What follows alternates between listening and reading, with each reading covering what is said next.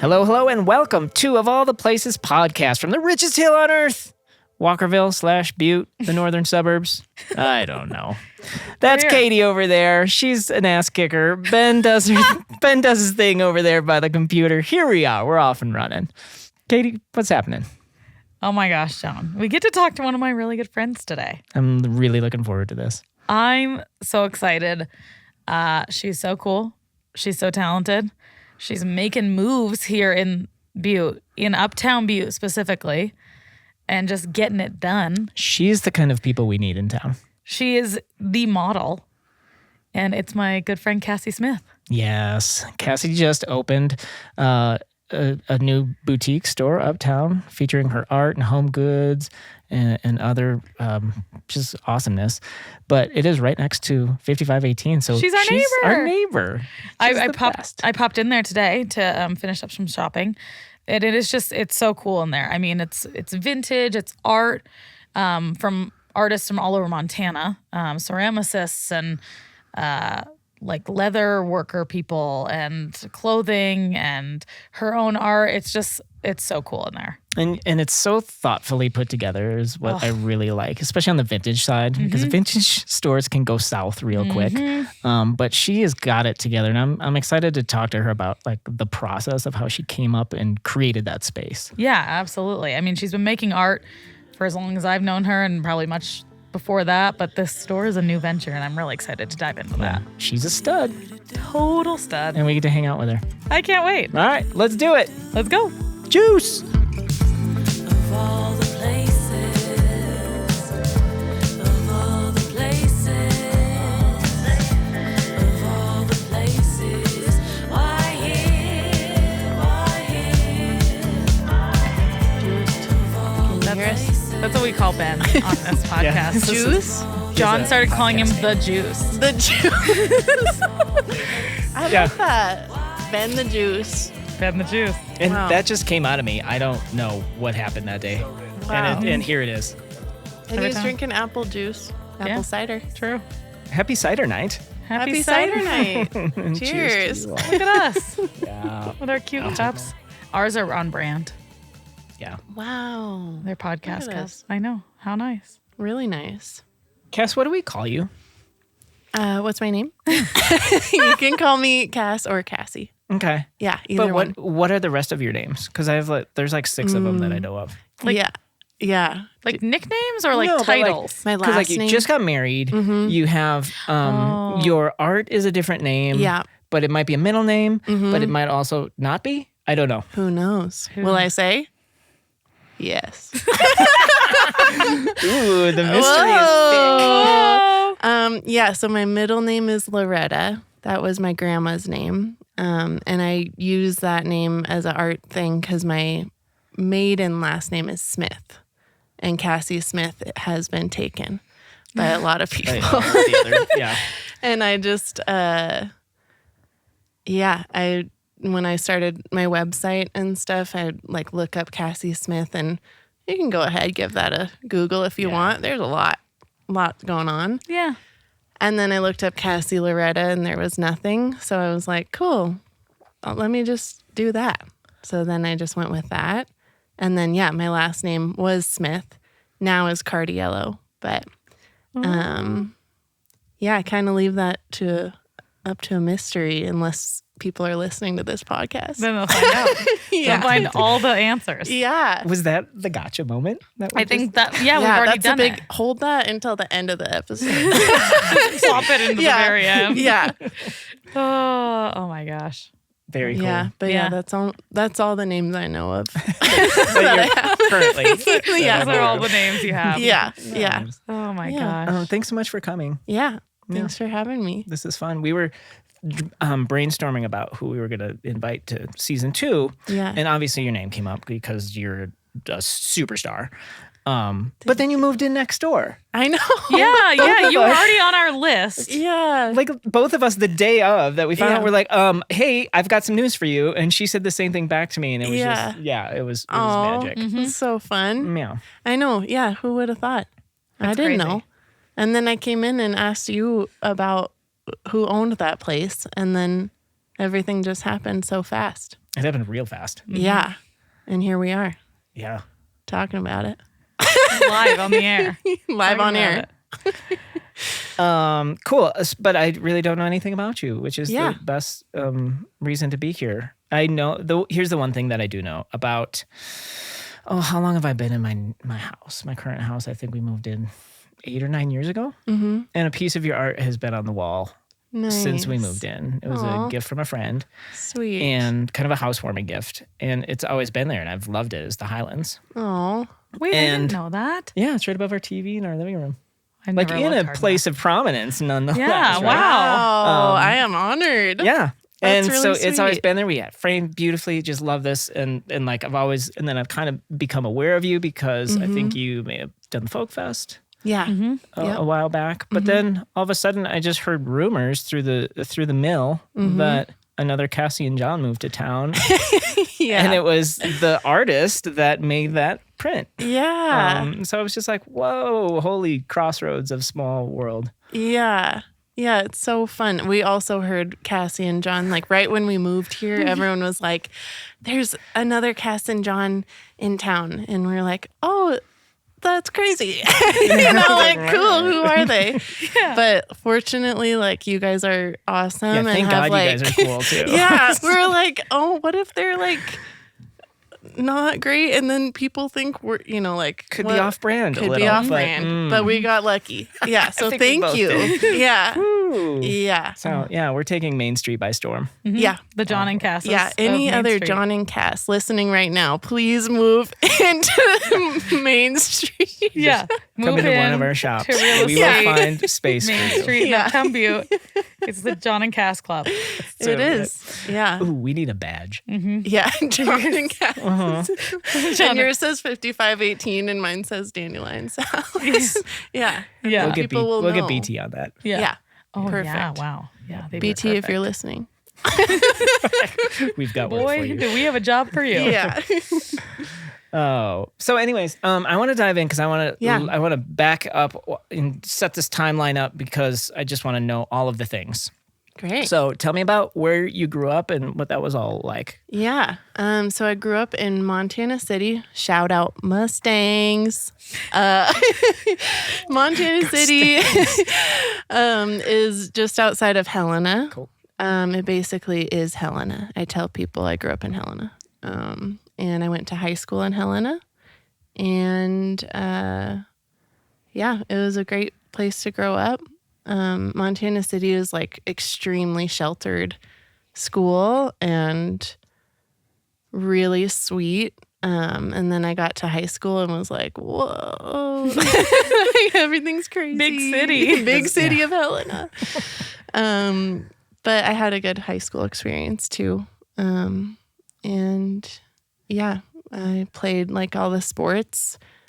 Smaller school, right? Don't you? Well, you're in Yeah, Helena, no, so- absolutely smaller school. But you kind of because- have to play everything all the time, right? Exactly. Yeah, otherwise you don't have a team. Yeah, or there's no team. It's like one person down. We're just- Yeah. I played like every sport besides soccer because my parents said they wanted to go camping. And I don't know if they really liked soccer that much. They're like, screw soccer. Yeah, like you do enough sports. So Yeah.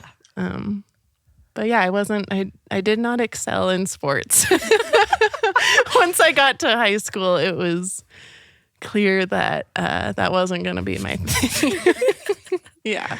Camping man. Camping. Yeah. Yeah. Good Yeah. choice. My parents were right. Those are life Yeah. skills right there. Yeah. Yeah. Yeah, it's true. You Yeah. can camp forever.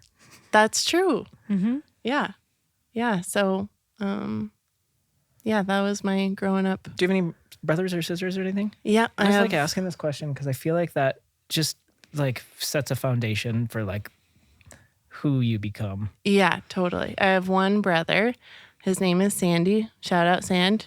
You'll probably listen to this. That's right. But yeah, I have one hype brother. girl. What? Yeah. Yeah. And we are really close, and he is 2.5 years older than me and has always been like really nice and like a really good friend of mine. Which isn't always the case. No, a lot of the times it's not. And we found that out going to friends' house growing up who'd fight with their siblings. And I guess we also just weren't really allowed to fight like that. And we just listened to that. We were just good like play buddies growing up. And we also had our own friends that we could play whatever, like dolls or whatever that each other wouldn't want to play. So, yeah. And we're still 2.5 buds. years is a great like difference because you still have things in common. Right? Like I have a brother that's 3 years older. Yeah. Who, when we were growing up, I was just closer with him because he was closer in age. Like we had more in common. But my oldest brother's 6 years. So when you're 12, that's like half of your lifetime difference. So Right. That's a bit different. So Totally. I mean, even 1 grade when you're growing up is like, whoa, that kid's in 5th grade. Like, that's crazy. so old. Yeah. Yeah. But when they're your sibling, it's a little different. And as the time goes on, it feels like that's not that big of an age gap. Yeah. what was high school like? Did you start? No, your badassery is artistry. Thank you. Yeah. Did that start in high school? Yeah, I guess. I mean, ever since I was little, I'd be doing crafts and stuff. And like for Christmas, I'd always ask for, like the big marker set or all of that kind of stuff. I always liked. And then, I took art classes every year of high school. And Helena has a really good like ceramics program in the high school, which is awesome. That's cool. Took a ton of art classes, really liked it. I did a fashion show with my friend our senior year of high school. We drew on a bunch of sneakers. And then we like did this little fashion show fundraiser thing, which was extremely cute. Yeah, that's cool. Yeah. We did not research really well what we were giving the money to. So, yikes. Wait, another gotcha? Oh. I know, yikes. Yeah. Oh, no. Well, Yeah. it's the thought that counts. It's the thought that counts. And you were kids. And we were kids. And we didn't know what we were doing. Well, But let's just say now we currently donate heavily to Planned Parenthood. Yeah. Well, yeah. I mean, when you're a teenager, Yeah. you don't know what's going on. I don't know what's going You don't know what's out there. But that entrepreneurial bone was in your body from a young age. Huh? Yeah. Yeah. I mean, even when I was like, I think 5th grade, cranking out the friendship bracelets, like it's hard for me to just make one of something. Like I just love to just be cranking stuff out. And I remember my mom was like, you should sell those to your brother's friends. And I was like, really? And she's like, yeah, for like $1 or $2.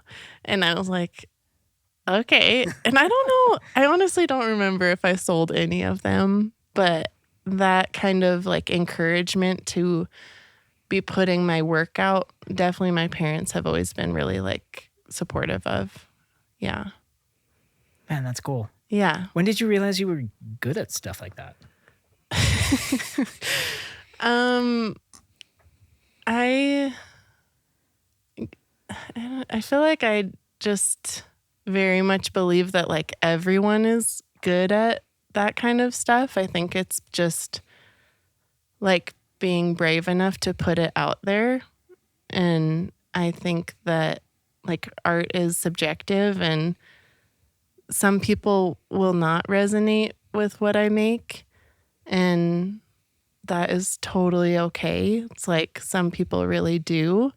And I just like try to lean into that. But yeah, I guess when I started like selling stuff and Your bracelets. Yeah, my bracelets. Yeah. No, but when like people actually wanted to buy stuff that wasn't just my family, I was like, oh. That's the exact moment where I was like, oh, all of my friends and family are cool supporting me. That's great. But they're all going to have t-shirts at some point. Yeah. And then what are we going to do? Yeah. So the next phase would be like a person you don't know who doesn't want to support you just out of like guilt. Yeah, totally. Totally. Yeah. And like having somebody come in and connect with your work like that is pretty great. Yeah. It feels so awesome. It's such a nice feeling. And yeah, I just feel really lucky that I've gotten to a place where that has happened and I've felt like supported enough in other ways to keep going. That's cool. Yeah. What did you study in college? I studied psychology. Okay. Yeah, so I don't have an art degree, but I took a bunch of art classes in college too. But yeah, I thought I wanted to be a counselor, which maybe someday I will, maybe not. But I worked at the psych hospital in Missoula for a year as a psych tech and also bartended at the same time. And I thought you were going to say bartended at the psych. yeah, honestly, that'd be great. Yeah, yeah, yeah, yeah, Ooh. yeah. No, yeah, that would be Let's go crazy. there. Yeah, yeah. But yeah, I was doing both of those at the same time and barely made any money at the hospital, and of course made a lot more bartending, and the stress from bartending was significantly less than like a 12.5-hour day at the psych hospital. And I just kind of got wore out of that and realized the next steps, if I wanted to make more and have better hours, would have been like nursing, psych nurse, or getting my master's. And I didn't feel ready for either of those. So I quit that and start bartending even more. Yeah. I mean, that's, you Yeah. have to survive at that point. Yeah. Yeah. How old are you at this point? At that point, College age-ish? I guess I graduated college when I was, 22, 21, 22? How old are you when you graduate college? 22, probably. I took a victory lap, so Nice. I was older. Ben did too. Nice. Yeah. Yeah. Hey, Nice. I was enjoyed 22. college. Yeah, why not? Yeah. Yeah. Yeah, not a bad thing. One of the themes, I just made this connection in my mind. That one of the themes that we talk about, or our guests talk about on this podcast, is how, like, it's the one door shuts and a window opens, or something, like whatever that phrase is. Mm-hmm. It's like a lot of who people have become has come from, in some ways, like things that didn't work out, which is kind of what you're saying. I think that's kind of interesting. Yeah, totally. Yeah, I feel like it's normal to have like your dreams shift. And yeah, I think that's part of like growing up, of being like, oh, I want to be this. And then you get older and you're like, oh, actually, I don't know. And Real life. Yeah. Yeah. But yeah, I'm not mad that I didn't get my master's right now anyways. Yeah. And this is in Missoula. You went to school in Missoula, right? Yeah. Yep. And that's where you moved to Butte from, right? Yep. So did you bartend for a while? Yeah. Okay. Yeah. So when I was in Missoula, my first job there was at a lotion store. Whoa. Not Bath and Body Works. But it was kind of an odd job and it didn't stay very long. And then I worked at Big Dipper, which I forgot to mention. I also worked at in high school in Helena. Oh, cool. Then I worked at the Missoula one. And then then worked at a coffee shop, then bartended after that. And I guess I bartended for 3 years. Yeah, at the Dram Shop. Mm-hmm. And yeah, it was great. Had a lot of good times there. Good buds. You get to see the whole town. And everyone's happy to get a drink. Like, it's not a bad job of for sure. happiness. Yeah. Yeah.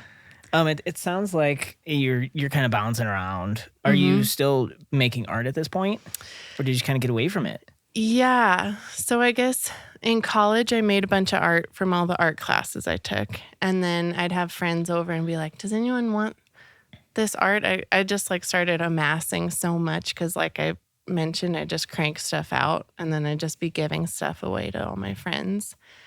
And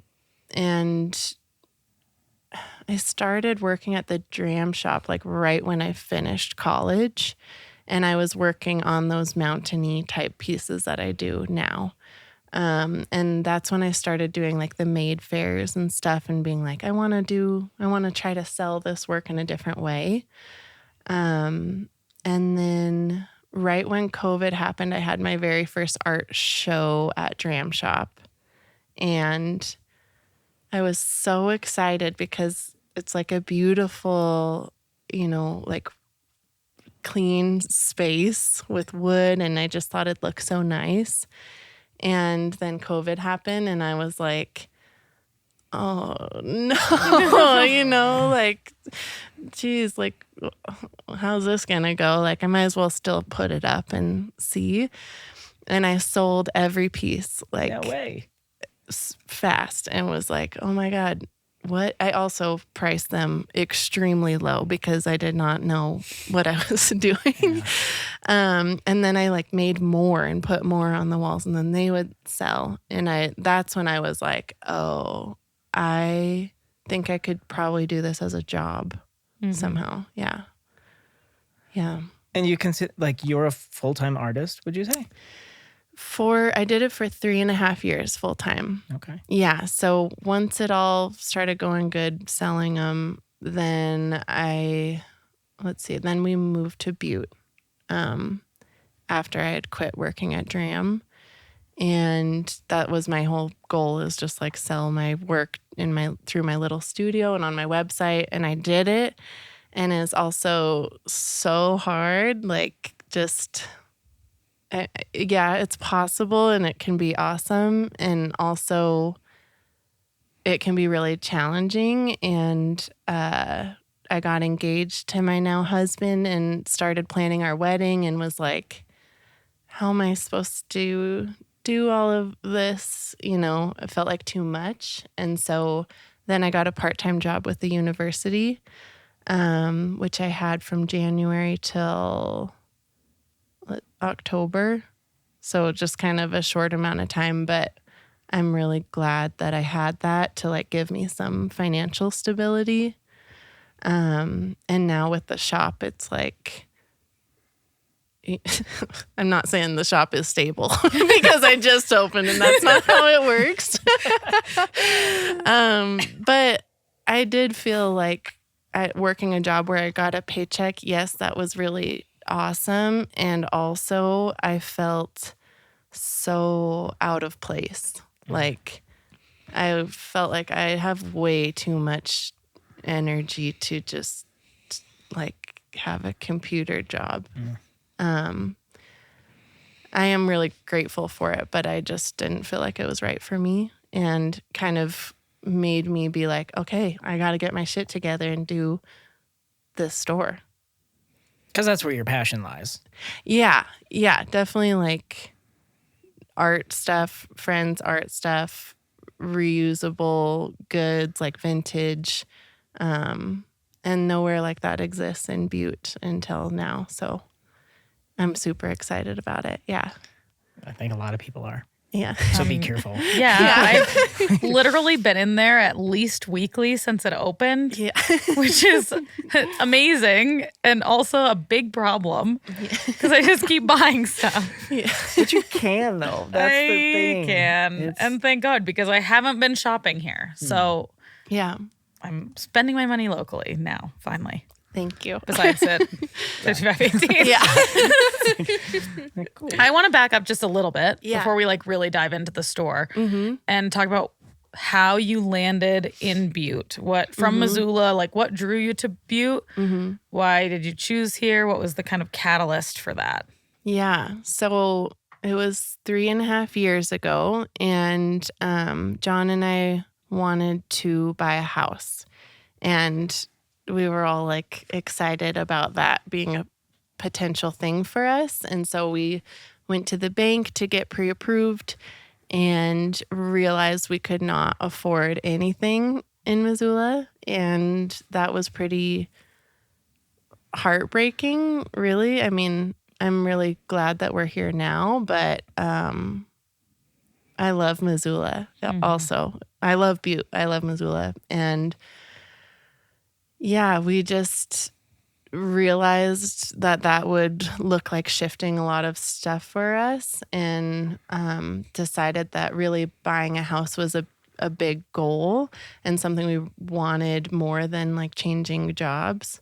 And so we thought Butte's a lot cheaper when you look at Zillow and stuff. And there's a lot of cute houses, and both John and I are extremely like ambitious, have a lot of ideas type people. And I just feel like when you come to Butte, there's like, it just feels like there's possibility here in a different way. And so we came here and we toured one house that we saw on Zillow, and it just looked like it could be so awesome. But this was also the time that people are like buying houses in cash, and like they're just like, it felt like there's no way that it would work. But we toured it, and the real estate person was like, you got to put an offer in today if you want it. And so we're like, oh, we kind of were coming to just scope Butte out a little bit. But we then we had our family look at it and they liked it. And we were like, well, why not put an offer in? You can get out of those. Yeah. And so we did it, and then we got accepted. Like, oops, bought a house. Oopsie.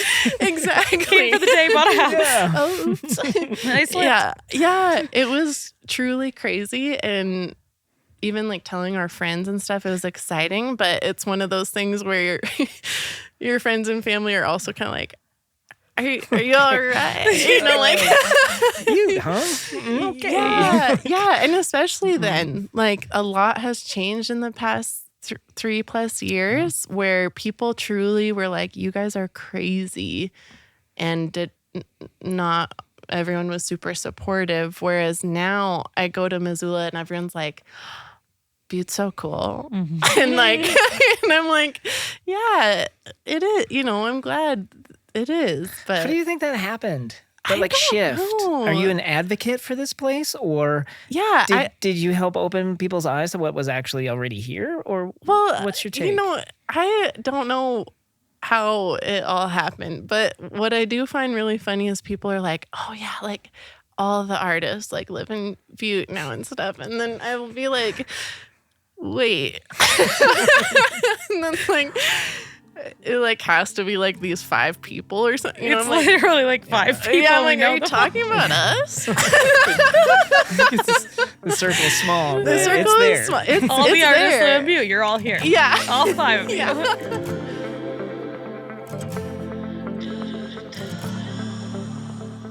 We are thrilled to be supported by the one, the only, the legendary M&M Bar and Grill. Dun, dun, dun, dun. Did you know that if you're listening to this episode right now on its release date, which is a Thursday, you could pop in your earbuds, waltz down to 17 North Main Street in Uptown Butte, and listen to us while you enjoy our $20 tenderloin dinner.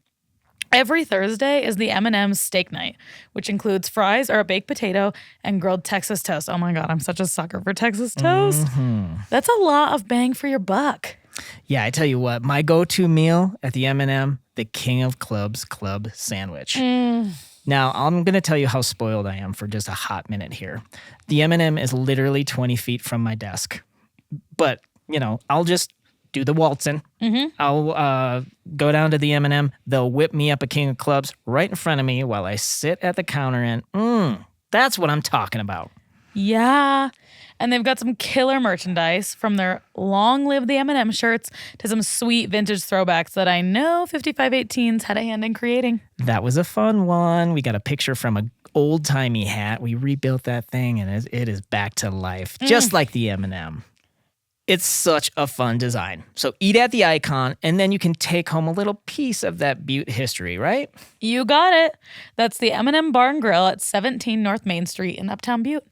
We are proudly supported by the Covalite Theater. The Covalite Theater is where all the cool kids are hanging out these days, I hear, John. Uptown Butte. Uptown Butte. It's at 215 West Broadway.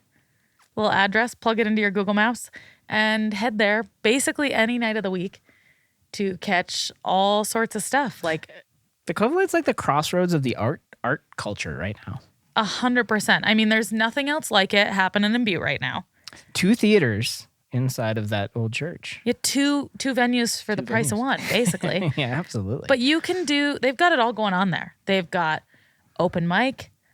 They've got all sorts of other events you can catch. Comedy, film, dance lessons, vaudeville, burlesque, workshops like drink and draw. Oh, drink and draw is always fun. You've got to go to it. It's so fun. It's so fun. You drink and you draw, and that's basically it, but it's great. It's a win for everybody. It's a win for everybody. You can rent their space for private events. And I mean, mostly you can just go boogie to some awesome live music. Yeah, the Covalite's doing a great job. Yeah. So go check out the Covalite. You can find them at 215 West Broadway and covalitepresents.org for all the listings for their free and ticketed events. And here's what they've got coming up in the next couple weeks. Tonight, if you've got some kiddos, check out the Youth Open Mic hosted by Peyton Waters from 6 to 9 p.m. Tomorrow night, Friday, February 28th, North Fork Crossing is coming to town. They're from Bozeman. It's awesome rock and bluegrass, and they're having Chad Okrish open the show. On Saturday, March 1st, you can catch some comedy. 302 Comedy presents Comedy Gold on the Richest Hill featuring Sarah Aswell. Another drink and draw is right around the corner, Wednesday, March 5th. We've also got Wednesday night free movies every Wednesday. Don't miss it.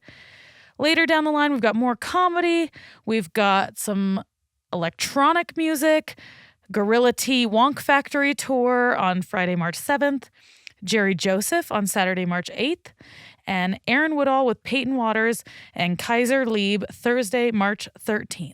We are supported by Restore Design and Build, the architectural and general contracting husband and wife team. Mike Hanley and Maisie Sulzer are a powerhouse duo on the historic renovation, rehab, remodeling scene. Like, we're talking Chip and Joanna Gaines level of skills right here in Butte, Montana. You know what I'm talking about, Katie. They're the perfect fit. Their mission and Butte, it's what we need. And I got to tell you about their current project. It's unbelievable. I've been lucky enough to step foot in the old Fairmont Creamery building. Now, this was a big, old cold storage warehouse in Butte. It's like a 3-story. It was a burnt out shell when they purchased the property. I thought they were crazy. Soon, like very soon, it'll be 5 beautiful apartments in Uptown Butte. Now, I've been lucky enough to see this progress. They've been doing a fantastic job. It's just unbelievable what they're doing to that space. Rethinking and creating living spaces in like this crazy unused historic structure is unbelievable. What they're doing addresses such an important need we have in Butte. We've talked about it a bit on this podcast that in order to create a vibrant, exciting community where people want to be, we need to reimagine these big old structures and get people in them and using them. And more people living right in Uptown Butte is such a good thing. And I'm actually hoping to get these two on the podcast at some point because it's a very cool story to share. And like I said, they are the definition of dynamic duo. Like this Chip and Joanna Gaines, yeah. But they're also a little bit like, I don't know, Taylor Swift and Travis Kelce? I think they're kind of a lot like Sonny and Cher. Sonny and Cher, yeah. What about like Salt and Pepper? Ooh, okay. Snoop and Martha Stewart? Yeah, girl. Peanut butter and jelly. You got to go that. Lewis and Clark. Bill and Ted. Napoleon and Pedro. All right, I'm going to shut you down. Okay. With Forrest Gump and Jenny. That's it. That's like, that duo can't be topped. You've won. But we're talking about Mike and Macy from Restore Design and Build. They run a one-stop shop for all your design and construction needs. Check them out on Facebook and Instagram. You'll be happy you did.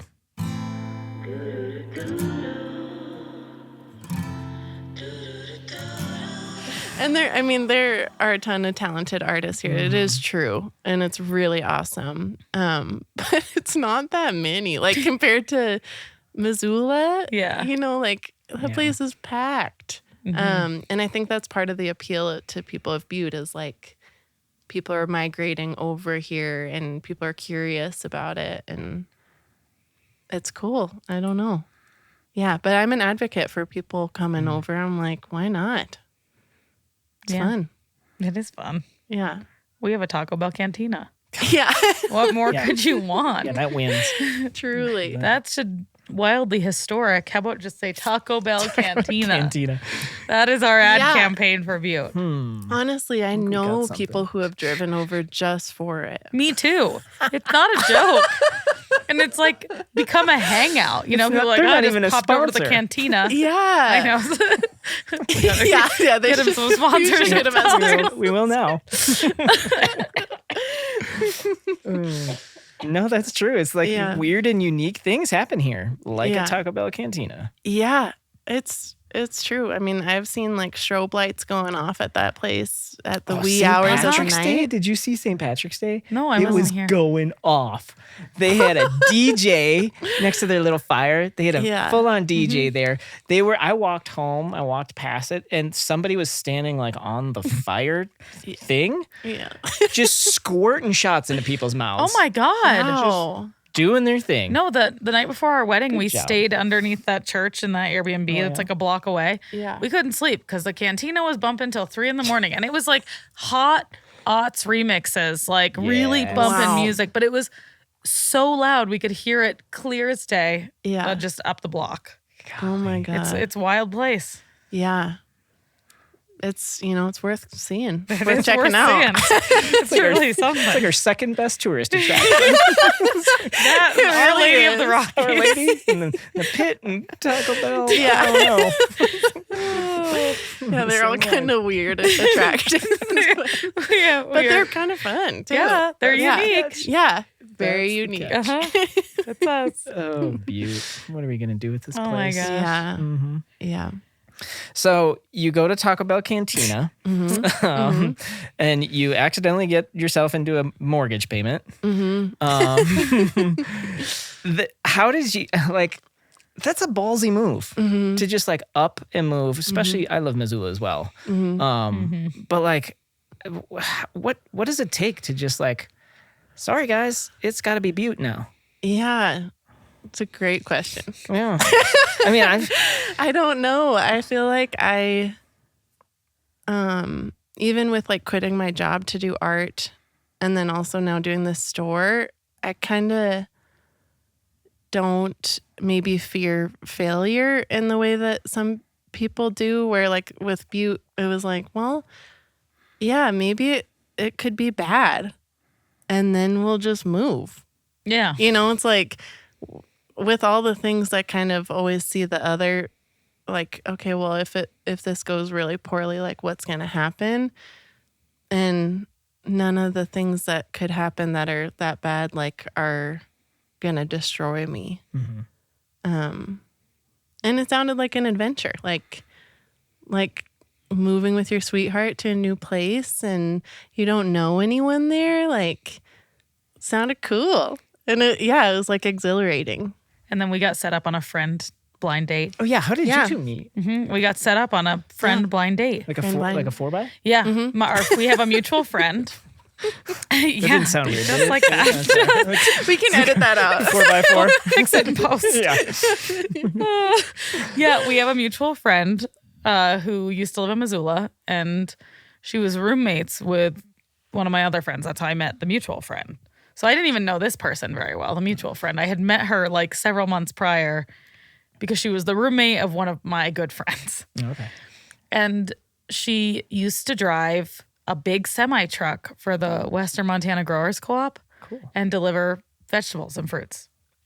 And she texted me out of the blue one day and said, hi, this is random, but I know you moved to Butte because we had also come from Missoula. Right. I know you moved to Butte and I'm driving this truck and I need a place to stay every Wednesday, just Wednesdays.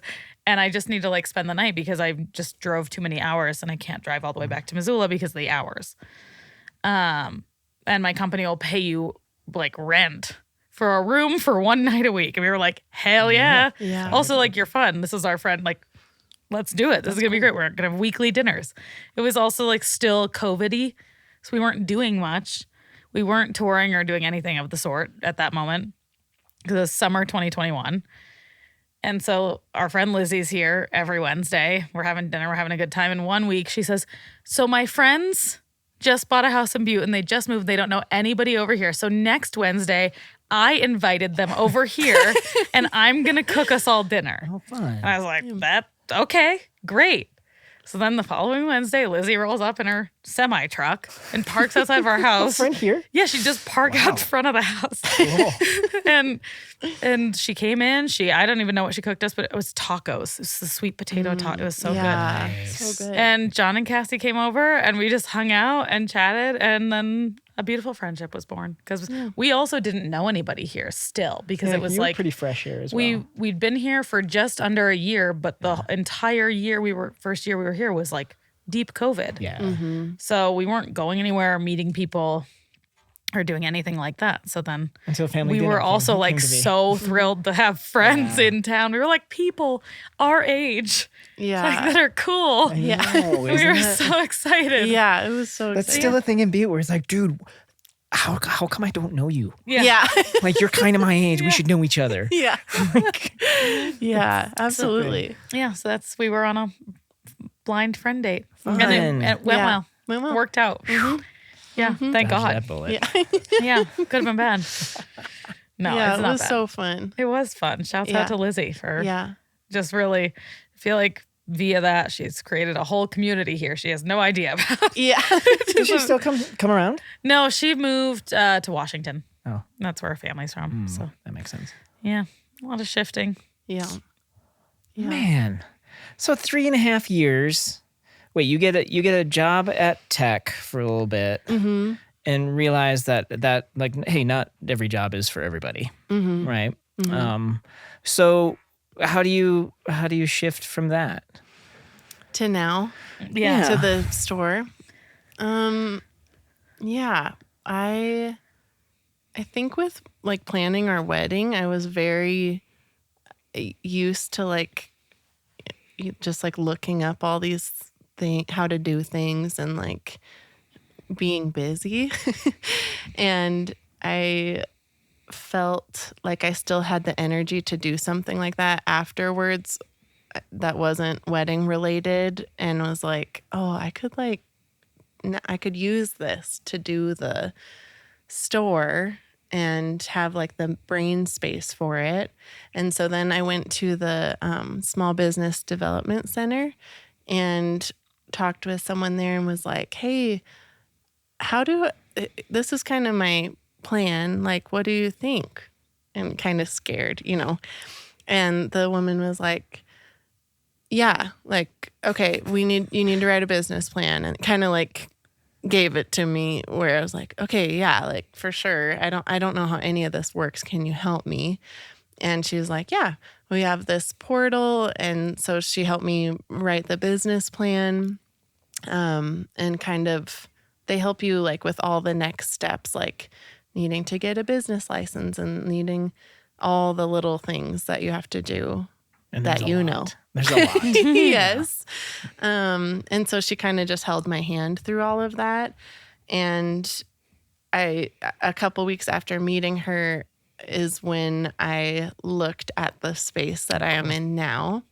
And I went to her and was like, hey, it's really crazy, but this space is open. And I asked the guy if he would hold it, and he wouldn't, which makes sense because he could be making money off of it. But it kind of means I need to, if I want that space, then I need to do it. And is that possible? And she was like, yeah, you just got to got to get all this shit together real quick. And I was like, cool, I can do it. And so I just worked my butt off and have been doing so ever since. Yeah. I'm excited. Bit of a rocket ship, right? Yeah, totally. Was a store always the plan? No. So how did that idea get planted in your head? I guess when we moved here, we like floated all these ideas around, like, you know, like Missoula has a great rock and roll kids camp and stuff. Like John's like, oh, I could maybe do that. Maybe future John, you're listening to this. Could be really cool still. Like just all these dreams of like, what do we love in the cities that we love and why do we love them?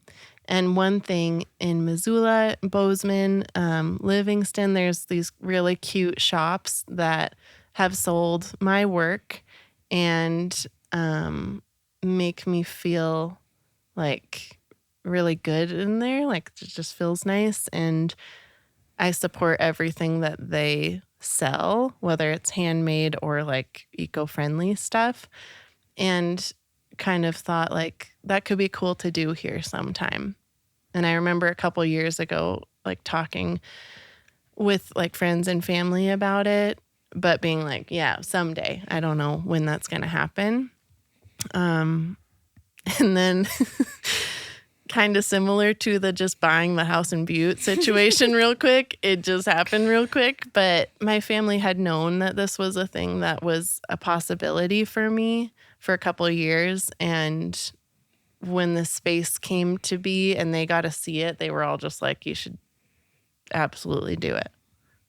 So they're very encouraging, and I probably would have been a lot more scared if they didn't tell me to do it. Yeah. I mean, it's scary regardless. Yeah, I mean, it is scary. Even with a safety net. Yeah. Like you are vulnerable and it's a risky decision. And you're putting yourself out there, and that's hard to do. Yeah, Well, good 100%. job. Thank you. I mean, that takes you too, courage, man. Yeah, It legitimately does. So I think that's really great of you to like give it a whirl. Thank you. Yeah, it is terrifying. But at the same time, it's like having put out my art already into the world under my own name feels more vulnerable in a way where, you know, strangers will know my name sometimes, and sometimes that's kind of weird to me. Whereas not everyone who goes into Dandelion Salad knows who I am or that I even make art, and I'm not telling everyone, you know, like if they ask about it, sure. But it's so nice to have like a alias. Is that what it's called? Yeah. Like a name that's not your Stage name? Yeah. Stage like the name. Juice. Like, Like oh my the God. juice, like Ben the Juice. Yeah. But yeah, just have a name and like a brand that you can be like, this is my thing, instead of the brand is your name. And it feels, it's like way more fun to me than that. So, well, it also kind of harkens back to what you said earlier, how like somebody else is buying your stuff. Like not just because they know you, like so they know you and your art, but like Dandelion Salad is something else, and they're going in there out of whatever reason, curiosity or whatever. So that's a neat brand, like an interesting dynamic between that. Yeah, because you could have really easily just named the store your store. Yeah, I think I would have struggled a lot more with that. It feels heavier, I think. Yeah, even going back to the name, all my names thing. What is Dandelion Salad? Tell me about how you named it that. Yeah. So when I was a little kid, I would just make little salads on the playground, you know, add dandelions, like playhouse. And when thinking about like why I like to make things, it's like, I just love to put things together. Like whether it's, you know, my artwork or like putting our living room together or anything creative, like Dandelion Salad feels fun and like childish, playful, the way that I fell in love with making things was. And to me, the store is like, I get to just play with everything that's in there and like design it and like just have a lot of fun with it. So it's kind of bringing back play into my creative practice. That's really cool. That's Thanks. super cool. Oh my God. Thanks. I also just love the name and the branding. Like everything is so sweet. It's Thank you. It's like cute and cool, and it's just like it's a great brand. Thank you. Yeah. Yeah, I'm excited. I felt, of course, I'm sure you did with 5518. Still do. Whatever you're going to say do. next, I still feel that way. Yeah, but yeah, it's hard to pick a name, and you know, it's definitely one that not everyone's gonna love or get, and that's totally okay. Like, I think if I like it and I think it's fun, that some other people will. Yeah. Yeah, Well, it's unique. yeah, I mean, 5518 means nothing to anybody, yeah. but it happens to be the name that I accidentally like put down on my business license, and we're stuck with it. Is that how your name came to be? Yeah, it was the elevation of the computer that I was on when I filled out the business license. And I was just like, well, I can change this if I need to at some point. And that was like 12 years ago. And it's not the elevation of our store. Yeah, it's also a lie. Yeah. Do people assume that, or do you tell people that? The elevation of the store? Yeah. They do. Actually, a lot of people have no idea what it means. Yeah, they just think it's some. They just think it's like some Like- random numbers, like a Yeah. 4 Yeah. or 6 or something like that. Yeah, I feel like especially people that aren't from Butte and not from Montana, they don't think of the elevation of a place. yeah. Right. Whereas like I'm hyper aware of it because it's like we're so high up. You're living a mile. Yeah. Yeah. But unless you're doing that, nobody. If you live at 2,248 feet, I don't think they're like Doesn't claiming matter that. much, They're yeah. not like woohoo, Yeah. 2,000 feet. Right. Uh, That's kind of awesome. Yeah. That's how you came up with it. So that was though. down Yeah. on Thornton Street, kind of by the middle school. And Oh, then cool. that was where I was working, doing all my branding work. And then Yeah. we moved uptown, and it's like 200 feet higher. So it's like, it's Yeah. not correct anymore.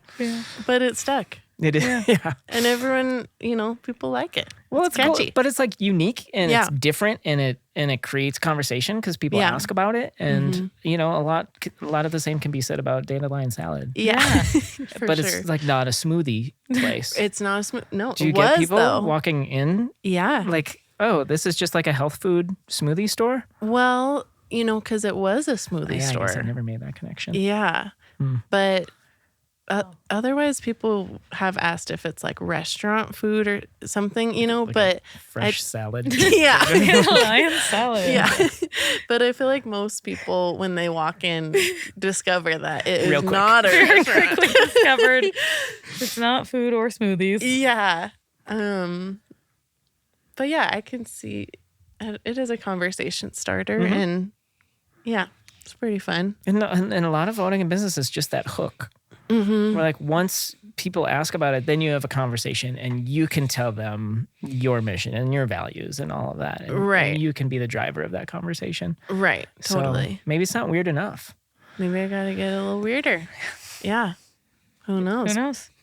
Who knows? I don't know. Could happen. I love the way it's set up. That was my initial walk in, my first impression was like, it feels so warm and welcoming and clean Thank and you. like thoughtful. Thank you. And I think I was telling this to Katie earlier, the vintage side of things, that can go south real quickly. Yeah. But it's like yeah. beautifully curated. Thank you. And you had a hand in that. You're like a vintage nerd, Yeah. for lack of a better term. Yeah, totally. I think that's right. Okay. Yeah, I love thrifting, as Katie does as well.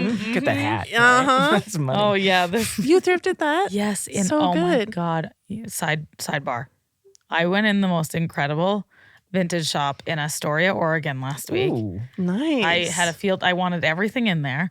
We got some clothes for Ben. I got this hat. I got a record. It was just, oh my god, that it's just the ultimate high. Wow. It's just a rush. I love it. Yeah. It's so modern much. day treasure hunting. It is. Yeah. This like Yeah. look at this. That thing's It's money. incredible. I was like, well, it was $5. Ugh. I was like, I gotta have it. So good. I gotta have it. Really good.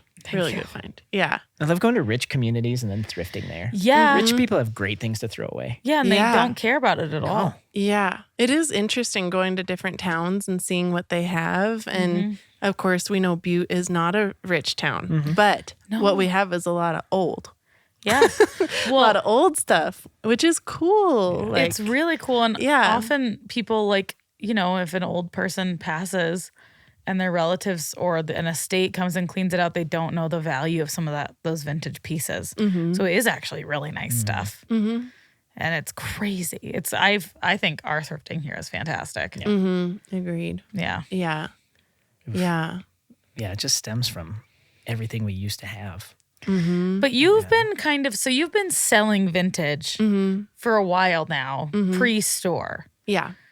So when did that start? When did you realize I can't just thrift for myself the whole time because I'm not there yet. But Yeah, maybe when John's I started. like, you have a problem.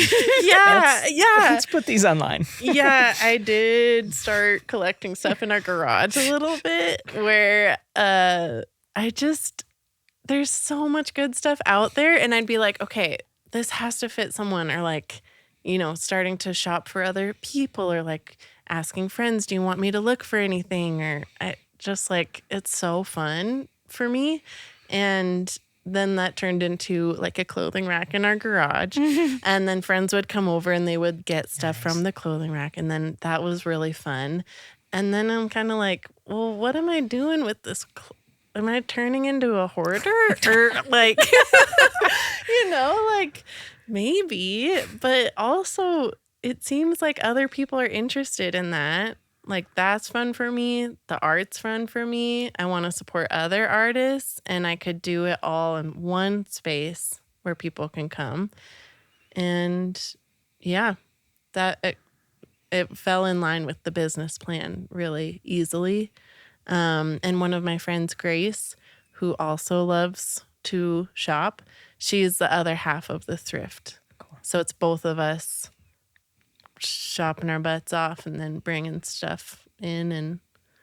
And our whole thing is trying to sell things affordably too. So we're not trying to get the most out of each piece. We want it to still be accessible to high schoolers and stuff like that. So. And I'd It's say fun. you're crushing it. Thank you. I went in there today and was buying Christmas presents for people, and then wound up holding two things in my hands, just staring at Cassie what's happening? These aren't for anybody but me. This will fit. Yeah. Yeah. Yeah.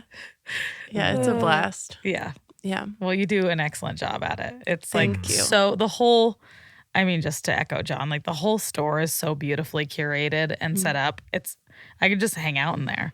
Thank Because you. it's pretty and it smells good and everything is beautiful.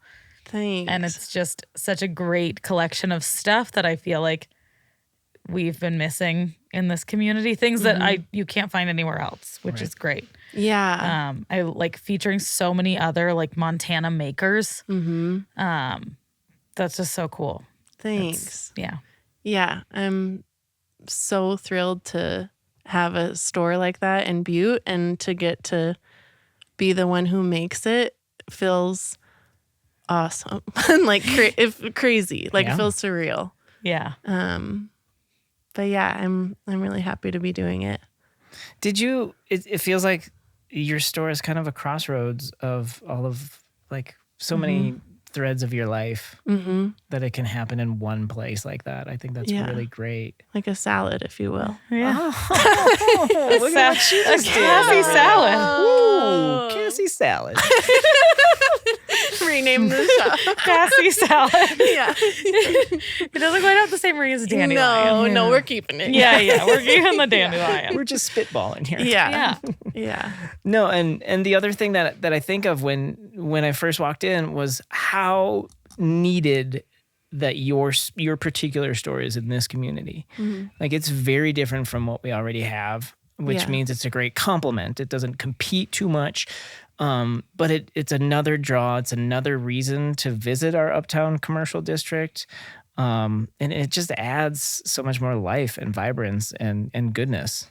So Thank you. from another business owner, that's, did you always did you know that going in? Did you have that kind of business acumen to see a void in the market? Or was this more of just like a passion project that organically came to life? I think maybe a bit of both. Like I would regularly go to Missoula or Bozeman to shop like for people's gifts because I think, they've got a wider selection of things. And as I've mentioned with the other stores that kind of inspired me, I like to go to those spots. And I remember like asking one of the gals who owns one of the store, like, would you ever open one in Butte? And she's I like, still see that all the time. Yeah, Like, yeah. We need this. Totally. Come on. Yeah. And she was like, not right now, and then, just like stewing on it. I was like, we should have one of those. But the scary thing is like, you don't know how many people think the same thing. Mm-hmm. And you're right in that it is a lot different than what we have uptown. And, it's not going to be for everyone.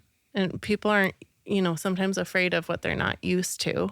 And most people overwhelmingly have said such incredible, nice things that I do feel like some people, it's like an uncomfortable, like, what is this place? I don't know. I'm like out of my comfort zone. And I think with time that'll change. But yeah, it's also like a giant gamble. It's like, I don't know. I think people will like it. And it has made me realize like how many kind of like-minded people there really are living in Butte. Like, they don't all just live in the other cities, Yeah. So that feels cool. That's so great. Yeah.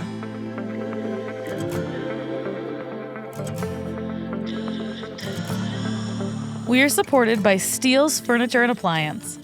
John, this seems insane, but do our notes say they've been in business for 94 years? That is 100% correct. And hey, kudos to our crackpot team of factoid checkers. Yeah, Steele's is a fourth-generation business located right here in Butte. They're selling just about everything you need for every room of your house. So Serta, Beauty Rest mattresses for the bedroom, Maytag and Amana, KitchenAid kitchen appliances, Lazy Boy and Stanton and Ashley furniture, all sold industry-leading products. I'm sure I'm missing a bunch, but to anybody out there, just know that Steele's is literally like the largest furniture and appliance warehouse in the area. And the one thing that they offer that sometimes gets overlooked is their home accents and seasonal items. Those are the real pops of personality that make a house truly your own. I daydream about getting home every day after work and sitting down for the rest of time on my beautiful sectional couch that I got from Steele's. That's literally one of my favorite grown-up purchases I think I've ever made. Steele's Furniture, how can you not love a business that's been around longer than, I don't know, the television? Like the old picture box? Shop online at steelsfurniture.com, or better yet, head on over to 800 South Wyoming Street in Butte, Montana. We are supported by Casa Granda's Steakhouse. My goodness, you can't beat that hand-cut Rocky Mountain beef with that perfect amount of signature Casa Grande seasoning. Just let me dive into one of those petite fillets. You got to go medium rare with that, Katie. It's literally a religious experience. What's your go-to meal at Casa Granda's? The Arts spicy cream sauce Yes. pasta, that is like crack. I'm totally obsessed. Like I said, religious experience. But I mean, the whole menu is truly off the charts. I'm talking made-to-order pastas, chicken, seafood, of course. We can't say Casa Grande Steakhouse without sushi night. If you miss that, you're straight up missing out. Every Thursday, sushi night. Thank us later for that. Casa Grande Steakhouse, you'll literally never be disappointed. And you'll never leave hungry. For sure. You should actually just order a to-go box with your meal. Casa Grande's is located inside the historic Bertoglio building at 801 South Utah Avenue in Uptown Butte. Casa Grande Steakhouse, where you'll always be welcomed as a part of the family. Katie, one address for you, 146 West Park Street. Tell me what you know about that corner. It's the corner. It's the corner. I'm not great at geography, John. It's also not geography. Oh, God. That is Montana and Park Street, right where Taco del Sol is. We are supported by Taco del Sol. Ugh, and that burrito bowl, give it to me. Okay, John, but I'm a pita pit girl. That's not geography either. Well, you're right. I don't know what it is.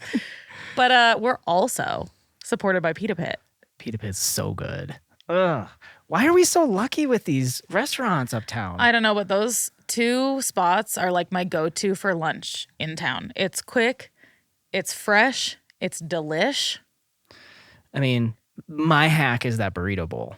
No, Right. I mean, I am a big fan of the burrito bowl. And did you know that the Taco del Sol in Butte actually has some stuff that the other Taco del Sols in like Montana don't have? Because there are other ones in Montana, but you can only get like the mango salsa and the Southwest barbecue sauce like here in Butte. Those are things specific to the Butte location, which I think is so cool. Really? I'm a mango salsa guy. I didn't realize that. Yeah, it's just a Butte thing. So you got to come to the Butte, Taco del Sol. And I've been a Pita Pit fan forever. Ugh, the falafel pita? That is my go-to. I'm not even joking. That is what I Yes. get. It's so good.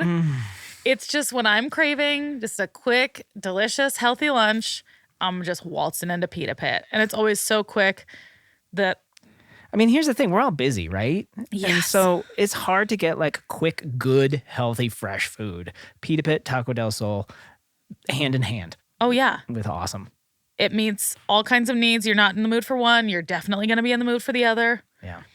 They've got bowls, salads, wraps, tacos, burritos. I mean, across everything. And smiles. And smiled. I mean, everybody that works there is so great. Yeah. And Golly. I just will eat some queso, even though that's naughty for me, but I love it. Taco del Sol. Do you remember that geography lesson we had earlier? 146 West Park Street in Uptown. It's on the corner of Montana and Park Street. And Pita Pit is right next door at 140 West Park Street. I can get on board with that. 140, 146 West Park, right on the corner. Stop in. Tell them you said hey. Yeah. And just eat it all up. Enjoy.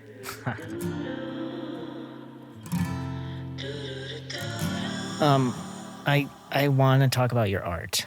Yeah. Let's talk about my art. It's so good. Thank you. It's so good. Thanks. How did you even get started with first of all, can you describe for our listeners out there? Can you All kind of listeners. describe all 6 of our parents? Yeah. Can you describe what you create for us? And kind of set the stage for us. Yeah. So I mostly do mixed media pieces that are on birchwood canvases that my dad makes. So that's the start, is a big wood canvas.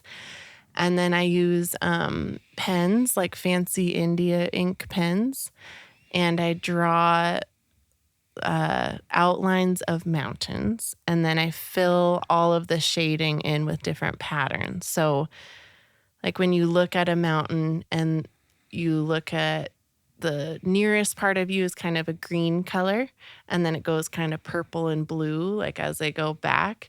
My idea was I can see the different colors that are there, and I should just do shapes in them. I don't know why that was my idea, but I think the first one of those I did was it was definitely when I was 19. I lived in California for a hot second with my aunt and uncle because I was a 19-year-old who was what like, you do. Yeah. let's go there. I don't know. Yeah. And yeah, that idea came to me. And anyways, back onto the making of the art. It's all those shapes, green, blue, purple. And then the top part, I didn't used to paint. Whoa. Listeners, I do hear that. Yeah, but now I started painting the top part and doing like a sun or moon shape, a sphere or like a half circle in the sky. So when you say you didn't paint it, you left it wood grain, right? Okay. Yeah, and I don't think they looked as nice. Like they've, to me, felt incomplete. And so, yeah, I started painting them, and just playing around with different things. Like some of them have wood stain on them too, and just kind of open to trying new things with the same concept. Do you feel locked into that concept? Not necessarily. I feel like that's the concept that I'm known for, is that style. But I've been playing around with more like textile inspired designs, like quilty type paintings. And some of my more recent work, I've painted the mountains and done like pen work in the, like on the frame or something. So I guess not really, but I don't want to fully have people not know what I'm doing or something. Yeah. Yeah, I just asked that because sometimes I feel like, especially as a store owner who's a person selling their art, not just creating it for art's sake. Yeah. You kind of have to meet customer expectations. So if they go in there expecting to see your style of art, you've got to kind of give the people what they want, which isn't necessarily compatible with an artist brain. Yeah, totally. Do you feel that with your store too? Yeah. I mean, yeah. And we always, luckily, like my product is small enough where I can make X amount of simple place designs that people kind of come here and that we're known for. Yeah. But then we can also just, let's come out with a brand new collection. Right. So we've got the Butte Icon collection over there, which is like 70s retro, weird, funky, textured, like throwbacks. So that's a whole different muscle that I can flex. Cool. I can kind of keep evolving and morphing, and yeah. Nice. It's always a challenge. Yeah. Totally. Yeah, I do think it's good to get out of the comfort zone a bit though, and like I like to do textile stuff too, like knitting, and I learned how to weave a year ago. Cool. And with that stuff, I'm like, I can put that stuff out into the world too, and people are like, I like it. And then I'm like, okay, great. So I'm like, I don't think you have to stick in the one lane. Like I feel like I might be inclined to do some more textile stuff, see how that goes. But I won't like abandon the ship that got people here. Yeah. That's true. Yeah. This might be a dumb question, but I've got to ask it. If somebody commissions you for a mountain, do you have to go look at that mountain? Or like live? Yeah. Like No. how do you just like, Yeah. I don't know. I think I would be like, cool, I have to fly to Alaska and look at Denali. Yeah. Well, our good friend Google has a lot of images. And if there's usually, so if someone wants a commission, I will ask them to provide me with photos. And so then I'll just say, all right. And then I'll go off of those.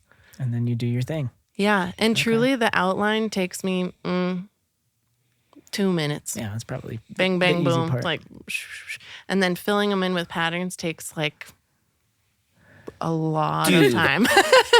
Have you seen some of her time lapses of Yes. her working? It has to be like yeah. She speeds 6 it up like weeks 10 times. Yeah. work. Yeah. It depends how like determined I am when I'm working. It's Like, impressive. Yeah. It's really fun video to watch too. They are fun Thanks. to watch. I will Thanks. go down that rabbit hole. You're going Yeah. at like warp speed. Yeah. 10 times speed. Yeah. It's pretty amazing. Thanks. And what was I gonna say? Katie, help me out. I don't know what you were going to say. Well, it's your turn to talk. Okay, fun. I lost my train of thought You completely. you abandoned your train of thought. How did you like decide on that medium? Like, because you've been making art, you said you like did ceramics in high school. How did you kind of land on the medium you're using, like the birchwood canvases and the pen, versus something else? Like, was there another style you were super passionate about, or did this just how did this come to be? Yeah. This was again that trip in California. I made that first one. We just went to some craft store and they had birchwood canvases, and I was like, oh, it's kind of cool. maybe a little bit like reminding me of home situation.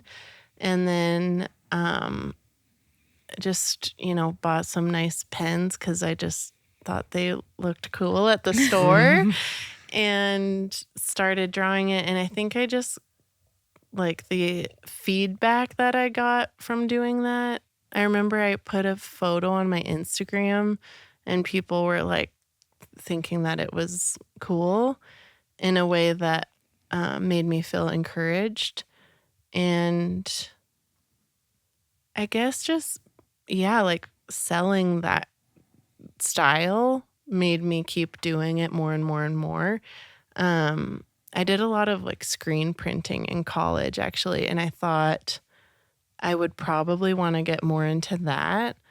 And maybe someday I will, but once I got into this exact thing, it like sucks up so much of your time that I've just kind of been rolling with that, and I'll probably change throughout the years. So we'll see what I'll be making in the future. It's cool. Well, what's it like to be a business owner? I could ask you. Well, I guess I've owned my art business for a while. Sure. So in some ways it feels similar to that. Truthfully, it doesn't feel real at all yet. I don't think it's sunk in. It's really been, this is our 4th week being open.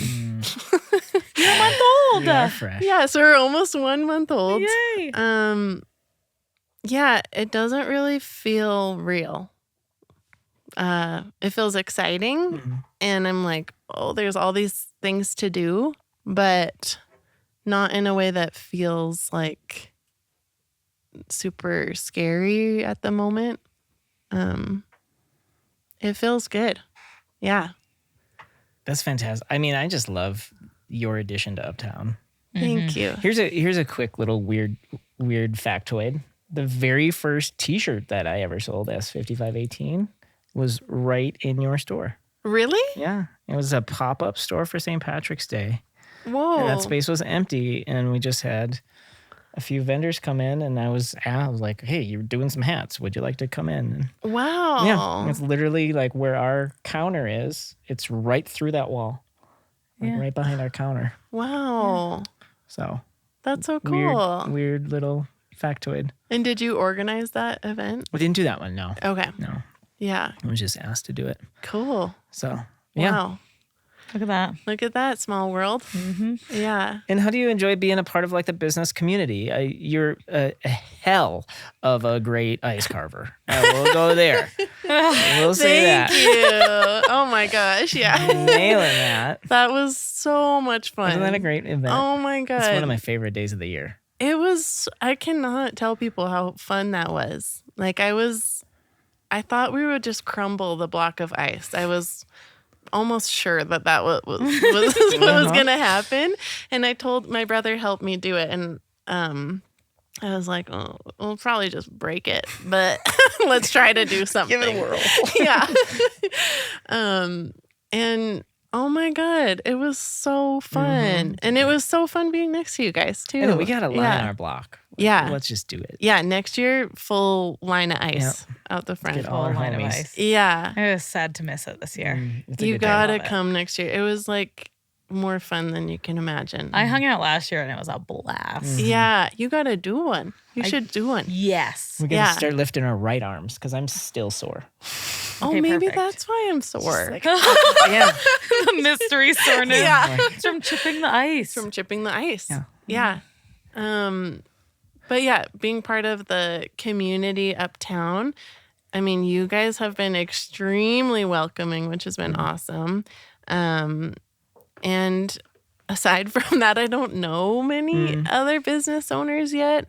The gal that owns the M&M came and said hi to John when we were setting stuff up and was really nice. Truly like unreal to be in between the two spots where almost everyone in all the towns knows one of you guys. Yeah.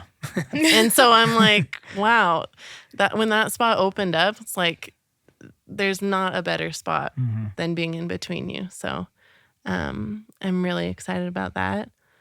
And yeah, I'm excited to meet other business owners too. Well, a lot of what I think about is like you're kind of the next phase that needs to happen in town. Not that I know everything, right? But like, I'm kind of becoming an old person on the block, right? Our store's been around for 8 years. Like people just know it's going to be there, right? And that's great for us. But like, we can't do it all. We can't open more stores. We can't create all of the events. We can't fill all of the storefronts. We need more people and more entrepreneurs and creatives to do their thing. Yeah. Much like what you are doing. Yeah. So having you move your store in and valuing Uptown as a place where you want to have your business, like that is the next step, right? So that we're successful, you're successful, the M&M is up and running and successful, and then all of a sudden, like the ecosystem of town becomes worth it. Yeah. So thanks for contributing to the ecosystem. Yeah, thank you. It's super valuable. Yeah. Yeah. Thanks. Yeah.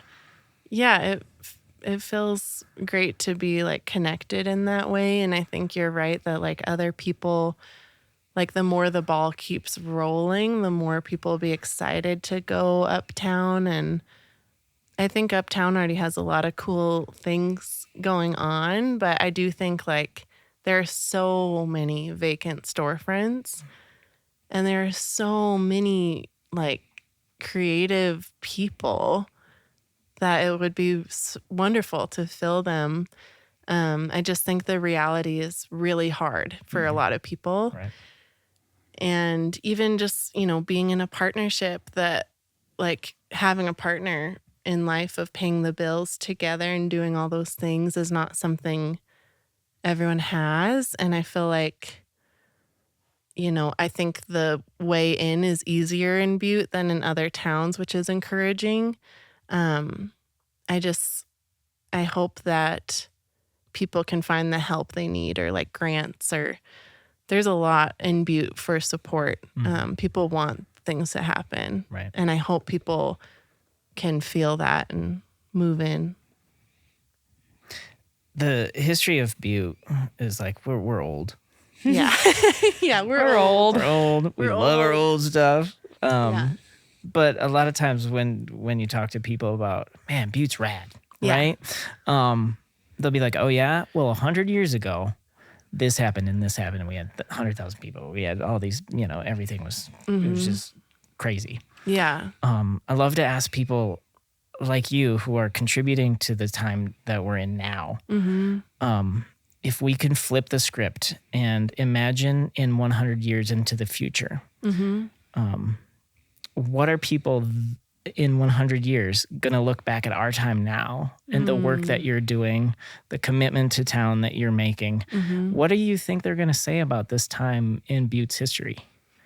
Yeah. It feels to me very much, I've heard it compared to like Pittsburgh before, or, I've never been to Pittsburgh, but I've heard about it. But I feel like it feels very much like a tipping point of like, so it's like bubbling in all the other towns. Everyone's talking about Butte in this cool way.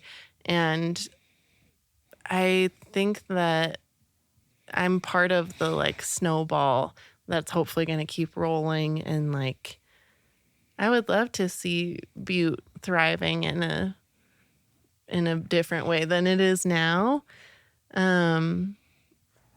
I think, people, it'll be like, coming into a depressed town and making it happen again. And there's no way that's like a one person thing. Like it would take a lot of people to keep it going. But I think people are excited enough about it that I can see that happening. And I hope it happens.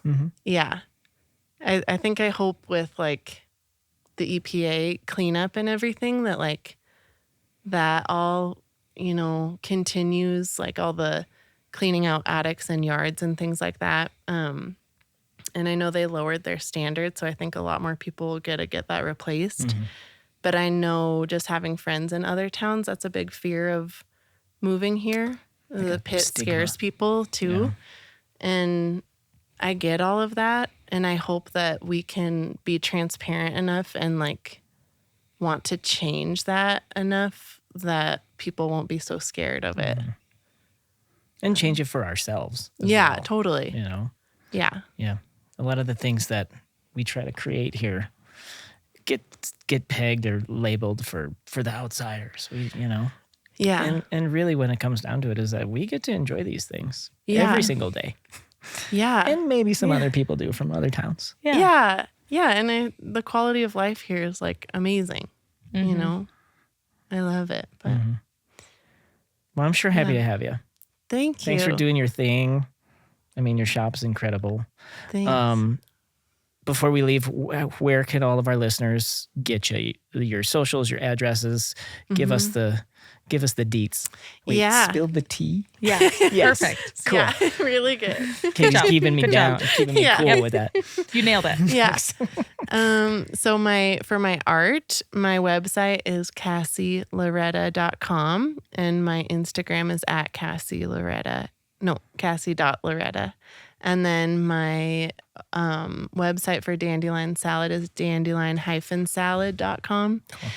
And the Instagram is at dandelion.salad.shop. Perfect. Yeah. Well, thanks for sitting down with us. Yeah. Thank thank you you. guys. And thanks for all your work. The shop's beautiful. It's incredible. Yeah, I'm just gonna be in there every day. Yeah. Oops. Sorry, Ben. Just put That's a- great for me. Get to hang out with you too. I know. Yay. Yeah. Yay. Yeah. Oh, thank you so much. Yeah. Yeah. Thank For you joining guys. us. For doing everything Thank you're you doing. for the cider. Anytime. Cider time. Yeah. Of all the places, of all the places. Thank you so much for hanging out with us today. And a special thanks to our guest, artist and entrepreneur, Cassie Smith.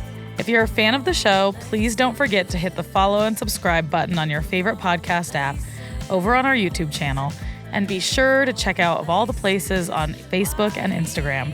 Of All the Places is produced by Morris Mountain Productions in partnership with 5518 Designs. Our theme song is made specifically for our show by everyone's favorite power disco duo, Desperate Electric. For John and Ben, this is Katie. Thanks so much for listening to Of All the Places podcast.